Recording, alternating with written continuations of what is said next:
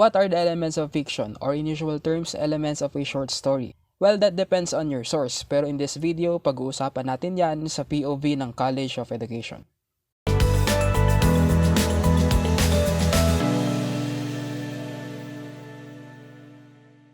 Sa school, kadalasan ang laging nadidiscuss ay yung elements of short story.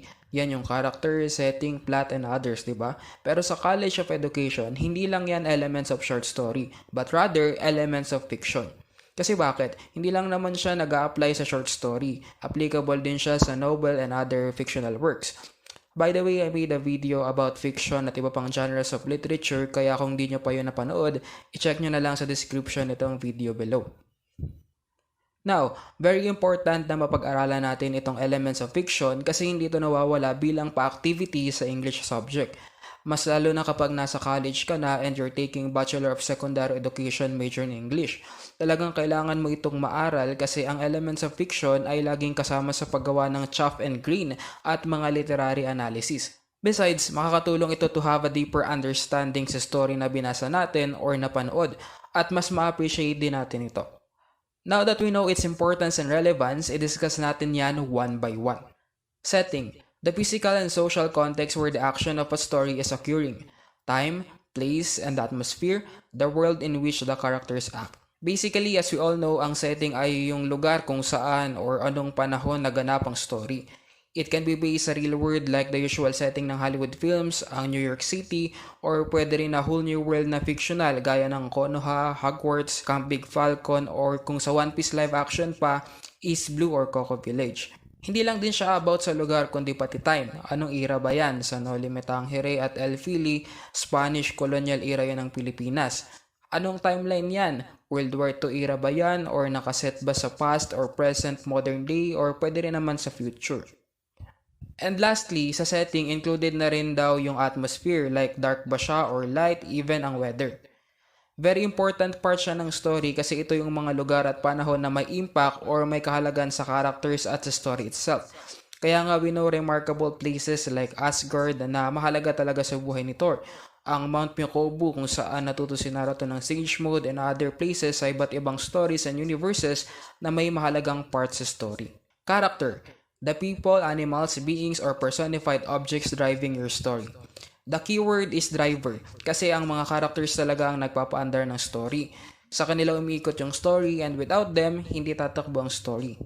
At ang characters po ay di lang tao. It can be animals or any other creatures or thing kasi alam naman natin sa fiction, imagination ng author ang limit. Just look at the Guardians of the Galaxy for example.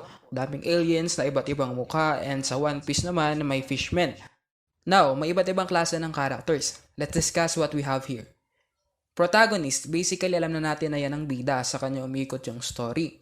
Antagonist, kung may bida, may kontrabida. Sila yung nakakaharap ng bida at part ng conflict or nagdadala ng conflict sa story.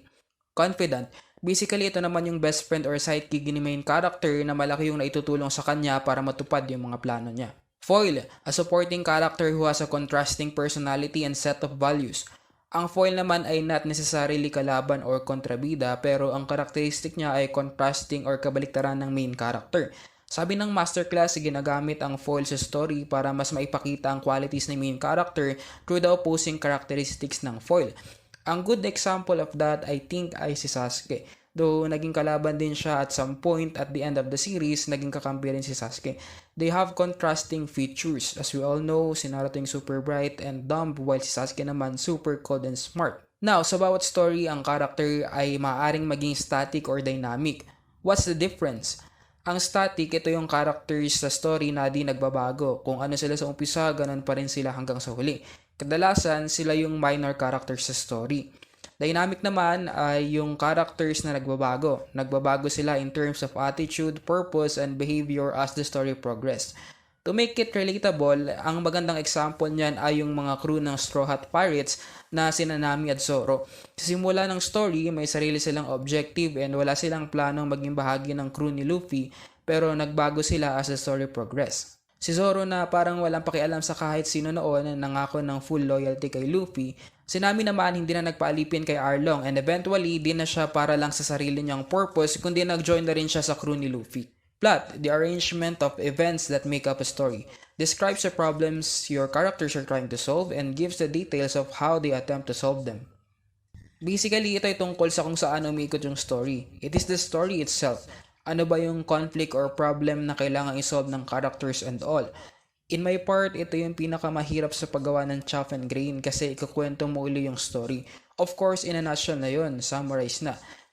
Pero ang medyo mahirap lang na part dyan is determining kung saan bang part ng plot pasok yung mga pangyayari. We all know the plot diagram. Akala lagi natin yung climax is kalagitnaan na story kasi sa diagram nasa gitna siya, but no.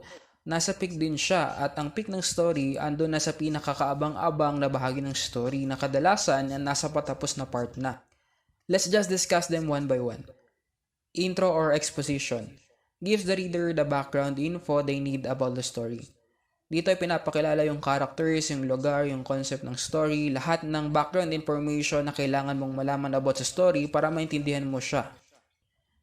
Rising action, moments in your story that lead up to the climax, choices that the main characters made and the events happening. Ito na yung developing part ng story since na-introduce na yung characters and yung plot or conflict ng story. Ito raw yung pinakamahabang part ng story kung saan yung choices ng characters or yung actions na ginagawa nila will eventually lead to the climax. Climax, primary turning point of the story, includes victories or defeats. Ito yung pinaka-exciting part and ito rin yung kinahinatnan ng mga aksyon na ginawa ni main character.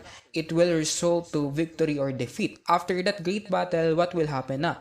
Ang purpose ng climax is ma-resolve yung conflict sa story. Falling action. Complications are sorted out and resolved. Since na-resolve na yung problem, ito na yung mga susunod na pangyayari. Wala na masyadong action, chill down na yung mga pangyayari. Wrap up na siya, cleaning the things or the aftermath ng climax, like moving on stage.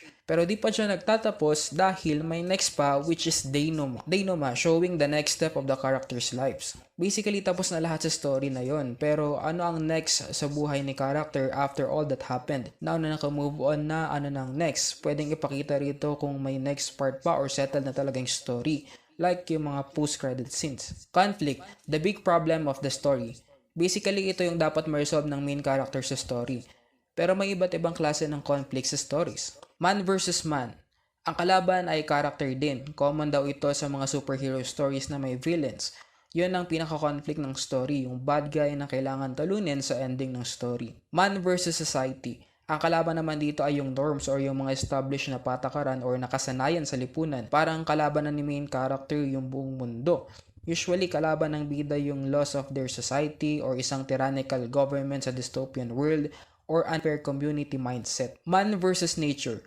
Ang kalaban is obviously nature, pero di lang to about catastrophic events like bagyo, earthquake, or apocalypse, or world destruction, or end of the world things like 2012. Pasok din dito yung wild animals ang kalaban and also sakit like cancer. Man versus himself. Ito naman yung conflict ng main character within him or herself. Hindi niya maabot yung goal niya dahil kalaban niya yung sarili niyang doubts, fears, or grudge. Point of view refers to who tells the story and how it is told. Paano ba kinukwento yung story? First person or second person point of view? First person point of view.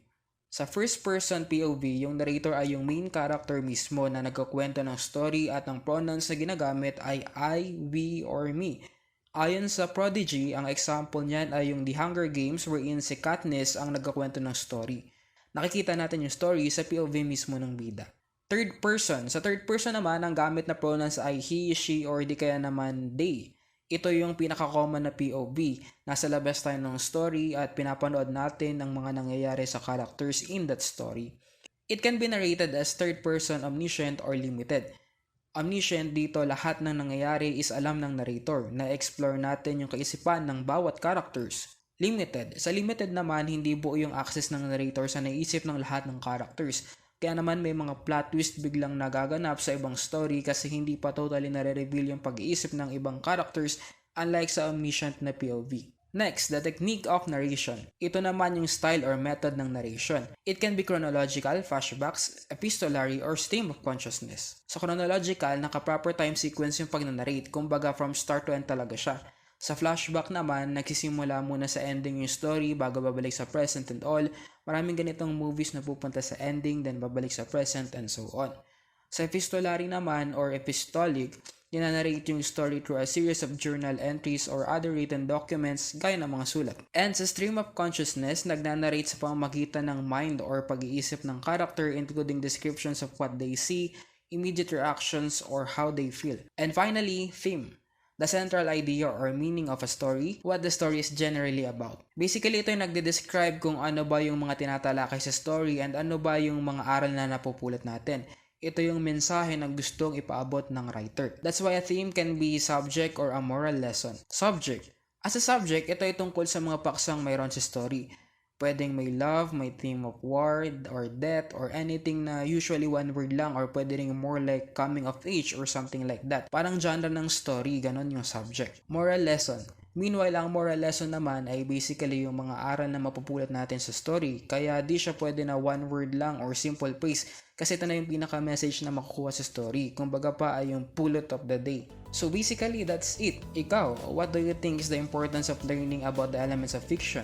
Comment mo lang yan sa comment section because I'd love to hear from you as well, and kung may suggested or request pa na lesson kayo na naisip na nais nyong madiscuss sa mga susunod na video, i-comment nyo lang yan para maisali natin sa lineup. Without further ado, let us now proceed with a quick recap. Mahalagang malaman natin ang elements of fiction para ma-breakdown natin yung story, maintindihan natin, at para sa mga edX students, kailangan talaga natin ito dahil part ito ng chop and brain at literary criticism. What are the elements of fiction? Character, setting, plot, conflict, point of view, technique of narration, and theme.